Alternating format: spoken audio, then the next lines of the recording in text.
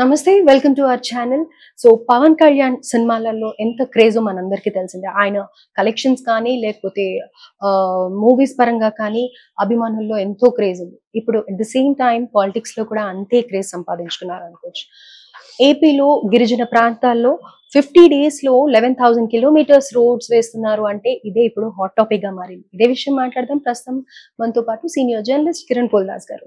నమస్తే సార్. నమస్తే అండి. సో సార్, అభిమానుల్లో ఇప్పుడు చాలా ఉత్సాహంగా ఎదురు చూస్తున్న విషయం ఏంటంటే గిరిజన ప్రాంతాల్లో ఫస్ట్ టైం రోడ్స్ వేస్తున్నారు అనగానే అక్కడ ఉండే ప్రజలతో పాటు ఈ న్యూస్ విన్న వాళ్ళు కూడా ఎంతో హ్యాపీ ఫీల్ అవుతున్నారు. అంటే ఎక్కడ వినని విధంగా చూడని విధంగా ఆ ప్రాంతాల్లో కూడా మట్టి రోడ్ల నుంచి మంచి రోడ్లు వస్తున్నాయి అంటే చాలా హ్యాపీ ఫీల్ అవుతున్నారు. సో దీని గురించి ఏమంటారు సార్? స్వతంత్రం వచ్చి 77 సంవత్సరాలు అయింది. ఈ 77 సంవత్సరాలుగా మన్యంలో గిరిజనులు ఎందుకు పట్టి ఇవాళ హ్యాపీగా ఫీల్ అవుతున్నారంటే ఇంతకాలం ఎందుకు చేయలేదు?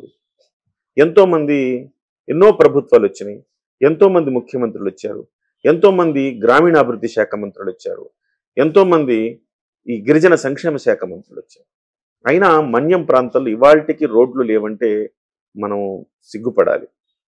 అలాంటి కార్యక్రమాన్ని ఇవాళ ఒక నాయకుడు చేశాడంటే డెఫినెట్గా హర్షధ్వానాలు వస్తాయి. ఆయన చేసిన పనికి అందరూ అభినందించాల్సిందే. నేను ఇంతకుముందు మీ ఛానల్లో ఒక మాట అన్నాను. మన్యం ప్రాంతంలో మరొక అల్లూరి సీతారామరాజు వచ్చారు అన్నాను. ఒకప్పుడు మన్యం గిరిజనుల హక్కుల కోసం పోరాడిన వ్యక్తి అల్లూరి సీతారామరాజు గారు. తన ప్రాంతం తన దేశం కోసం పోరాడారు ఆయన. ఆ తర్వాత అలాంటి ఒక పోరాట వీరుణ్ణి పవన్ కళ్యాణ్లో ఆ మన్యం ప్రాంత గిరిజనులు చూసుకుంటున్నారంటే అతిశక్తి కాదు.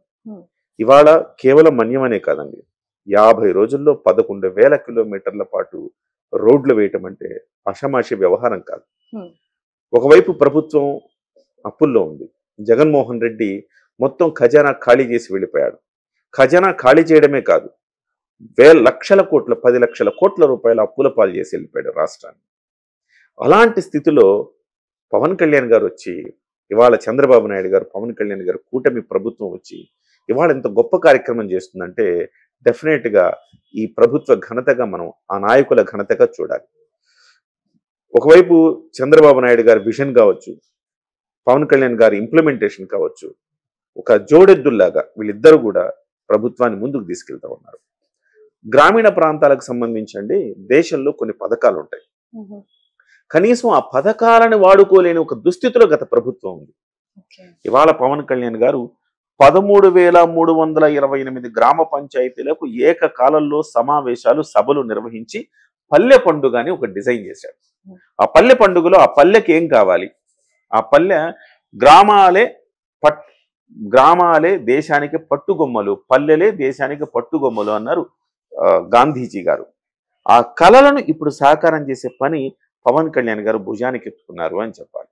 ఆ పల్లె పండుగ ద్వారా ఆ పల్లెలకు ఏం కావాలో చూడడమే కాకుండా గత ప్రభుత్వ హయాంలో చాలా మంది ఫీల్ అయింది ఏంటంటే గతుకుల రోడ్లలో చితికిపోతున్నామండి అని చెప్పి చాలా మంది కంప్లైంట్లు చేస్తా ఉన్నారు.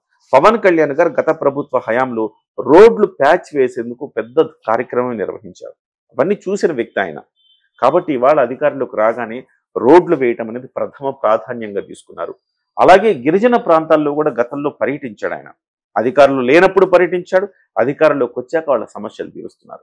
ఇవాళ మన్యం ప్రాంతాల్లో కనీసం ఒక ప్రెగ్నెంట్ హాస్పిటల్కి వెళ్ళాలంటే వెళ్ళలేని పరిస్థితి, డోలీ కట్టుకుని వెళ్ళాలి. ఆ పరిస్థితులకు చెక్ పెట్టి ఇవాళ పవన్ కళ్యాణ్ గారు ఒక అద్భుతమైన కార్యక్రమాన్ని చేస్తూ ఉన్నారు. సో ఈ కేంద్రం నుంచి వచ్చే నిధులతోటి జల్ జీవన్ మిషన్ అని చెప్పేసి ఇంకొక కార్యక్రమం చేశారు. ప్రతి ప్రాంతాల్లో ఇవాళకి మీరు నమ్మరు ప్రియాంక గారు, చలమల్లో నీళ్లు తాగే పరిస్థితులు ఉన్నాయి రూరల్లో, గ్రామాల్లో. ఆ పరిస్థితులు పోవాలంటే మంచినీటి ఎద్దడి లేకుండా చేయాలన్న ఉద్దేశంతో జల్ జీవన్ కార్యక్రమం చేస్తున్నారు. 11,000 కోట్ల 50 రోజుల్లో 11,000 కిలోమీటర్ల పాటు రోడ్లేస్తూ రికార్డు సృష్టించారు. 13,328 కిలోమీటర్ల పాటు పల్లె పండుగ గ్రామ సభలు నిర్వహించి అది కూడా రికార్డు సృష్టించారు. దేశం కూడా ఆలోచిస్తోంది. ప్రధానమంత్రి నరేంద్ర మోదీ గారు అన్నారట, దేశవ్యాప్తంగా ఈ రకమైన కార్యక్రమాన్ని మనం చేస్తే ఎంత బాగుంటుంది కదా. ఇలా అంటే మనసున్న నాయకుడు, ప్రజలకు మంచి చేయాలన్న తాపత్రమైన నాయకుడిని ఎన్నుకుంటే ఎలాంటి మంచి పనులు జరుగుతాయో ఇవాళ పవన్ కళ్యాణ్ గారు చేసి చూపిస్తున్నారు. మాటల నాయకుడు కాదు, చేతల నాయకుడు అని ఆయన నిరూపించుకున్నారని మనం. అయితే మరి మీరు ఇలా అంటున్నారు కదా, నిన్న రోజా గారు ఒక బర్త్డే సెలబ్రేషన్, జగన్మోహన్ రెడ్డి గారి బర్త్డే సెలబ్రేషన్స్ లో భాగంగా ఒక ప్లేస్కి వెళ్ళినప్పుడు మాట్లాడారు తిరుపతిలో. ముగ్గురు కలిసి, ఎవరు, చంద్రబాబు నాయుడు గారు, లోకేష్ గారు, అలాగే పవన్ కళ్యాణ్ గారు ప్రజల్ని దోచుకుంటున్నారు, అసలు ఏం అభివృద్ధి చేయట్లేదు, అప్పుల పాలు చేస్తున్నారు రాష్ట్రాన్ని, మళ్ళీ జగనే రావాలి అని కోరుకుంటున్నారు ప్రజలంతా అని అనేసి ఆవిడ మాట్లాడుతున్నారు కదా. రోజా గారు ఇలాగే మాట్లాడితే రాళ్లతో కొడతారు రోజా. రోజా ఇదేం కామెడీ జబర్దస్త్ ప్రోగ్రాం కాదు ఇది. ప్రభుత్వం మీరు చేసిన అప్పుల్ని, మీరు చేసిన తప్పుల్ని ప్రభుత్వం భరిస్తూ ఇవాళ మళ్ళీ పునర్నిర్మాణం చేస్తున్నారు ఆంధ్రప్రదేశ్ని. ఈ రకంగా రోజా గారు మాట్లాడారు అంటే అన్నీ తెలిసి కూడా వాళ్ళ నాయకుడి హయాంలో ఎన్ని గతుకుల రోడ్లు ప్రశాంతంగా ఆమె కారులో వెళ్ళగలిగేదా? చివరికి జగన్మోహన్ రెడ్డి గారే రోడ్ల మీద తిరగలేక ఫ్లైట్లలో తిరిగాడు. 10 కిలోమీటర్ల దూరాన్ని కూడా ఆయన హెలికాప్టర్ వాడారు. అంటే ఇంటింటికి వెళ్ళి పెన్షన్లు ఇచ్చేవాళ్ళం, ఇప్పుడు ఆడవాళ్ళకి పెన్షన్లు లేవు, ఏం లేవు. 10,000 ఇస్తాం, 15,000 ఇంటింటికి వెళ్ళి పెన్షన్లు ఇవ్వడం అనేది ఇవాళకి జరుగుతూనే ఉంది. ఆమె కళ్ళు దొబ్బినాయి. ఇంటింటికి వెళ్ళి ప్రచారం, ఇంటింటికి వెళ్ళి ఇవాళకి కూడా పెన్షన్లు ఇస్తున్నారు. అన్ని కార్యక్రమాలు సజావుగా సకాలంలోనే జరుగుతాయి. కాకపోతే వైసీపీ వాళ్ళు చేస్తున్న ఆరోపణ ఏంటంటే ప్రధానంగా అన్ని ఏదైతే మీరు ఎజెండాలో పెట్టుకున్నారో, ఏదైతే మేనిఫెస్టో పెట్టారో అవన్నీ అమలు కావట్లేదు అని చెప్తున్నారు. గతంలో జగన్మోహన్ రెడ్డి గారు కూడా పెన్షన్ ఒకేసారి పెంచలేదు. 250, 250, 250 విడతల వారీగానే పెంచుకెళ్లారు. ఏ ప్రభుత్వమైనా కుదురుకోవటానికి కొంత సమయం కావాలి. మీరు చేసిన పాపాలను కడగటానికి కొంచెం సమయం కావాలి. మళ్ళీ ఆర్థికంగా మళ్ళీ డబ్బులు తెచ్చుకోవటానికి కొంత సమయం కావాలి. అప్పుల పాలు చేస్తున్నారు అంటున్నారు. అప్పు లేకపోతే ఎట్లా నడుస్తుందండి? ఇవాళ మీరు మొత్తం ఖజానా బొక్క పెట్టారు. ఇవాళ ఇచ్చిన హామీలను నెరవేర్చాలంటే సంపద సృష్టి జరగాలి. సంపద సృష్టి జరగాలి అంటే కొంత సమయం తీసుకుంటుంది. ఇవాళ ఒక ఇండస్ట్రీ స్థాపించాం, కొన్ని లక్షల కోట్ల రూపాయల పెట్టుబడులు వస్తున్నాయి రాష్ట్రానికి. లోకేష్ గారు ఒకే ఒక్క జూమ్ కాల్ మీటింగ్ తోటి ఆర్సెల్ మిట్టల్ 1,00,000 కోట్ల ప్రాజెక్ట్ తెచ్చారు ఇక్కడికి. గూగుల్ వస్తుంది ఇక్కడికి. ఇవన్నీ కూడా మీ పక్వానికి రావాలంటే మొక్క నాటగానే పండ్లు ఇవ్వదు కదండి. మీరు నాశనం చేశారు.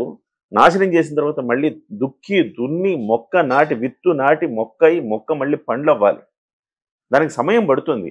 కనీసం ఒక 2 ఏళ్ళు డెఫినెట్ గా సంపద సృష్టి కోసం. జమిలీ ఎన్నికలు వస్తున్నాయి, దాంట్లో మేము ఏంటో ప్రూవ్ చేసుకుంటాం, మా వాళ్ళందరి మీద దౌర్జన్యంగా అటాకులు చేశారు, అరెస్టులు చేశారు, మీ అంతా తెలుసు. పగటి కళలు కంటున్నారు వీళ్ళంతా.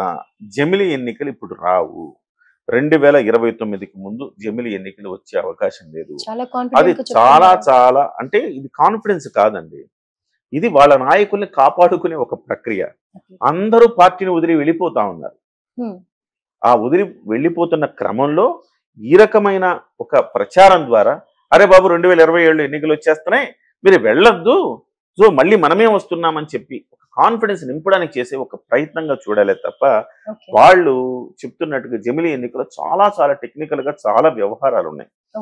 నియోజకవర్గాల జనాభా గణన జరగాల, నియోజకవర్గాల పునర్విభజన జరగాల, దానికి సంబంధించి మళ్ళీ జేపీసీ కమిటీ వేశారు. ఇవన్నీ కూడా నివేదికలు ఇవ్వాలా, సాధ్యాసాధ్యాలు పరిశీలించాలా. ఏకకాలంలో ఎన్నికలు నిర్వహించాలంటే మళ్ళీ కొన్ని రాష్ట్రాల్లో రేపు 2025లోని ఎన్నికలు ఉన్నాయి, వాళ్ళకి సంబంధించి 2025లో ఎన్నికలు ఉన్నాయంటే వాటిని కొంచెం జరపాలా, మళ్ళీ ముందున్న వాళ్ళకి వెనక్కి జరపాలా. ఇవన్నీ రకరకాల ప్రొసీజర్స్ ఉన్నాయి. వీటన్నింటినీ బేరీజు వేసుకున్న తర్వాత దాన్ని మేధోమదనం జరిగిన తర్వాత మాత్రమే అప్లై అవుతుంది తప్ప ఓన్లీ పార్లమెంట్లో పాస్ అయిపోతే జరిగే వ్యవహారం కాదు. ఖచ్చితంగా రోజా గారిని మన్యం ప్రాంతంలోకి వచ్చి తిరగాలని కోరుతా ఉన్నాం. మన్యం ప్రాంతంలో వచ్చి తిరిగితే ఆ రోడ్లలో ప్రశాంతంగా ఇవాళ కూడా ఆమె తిరగచ్చు, చక్కగా చేసి జరుగుతున్న అభివృద్ధిని చూడొచ్చు. అంతే తప్ప ఇవాళ కూడా ప్రజల్ని మభ్యపెట్టి మీ నాయకుడు ఏం చేశాడు చూడాలి. ఇవాళ పవన్ కళ్యాణ్ ఏం చెప్తున్నారండి? ఒక ప్రతి స్కూల్కి వెళ్ళాక ఏం చెప్తున్నారు? నేను కాదు హీరోని, అదిగో అక్కడ ఒక ఆమె నల్ల బ్యాగ్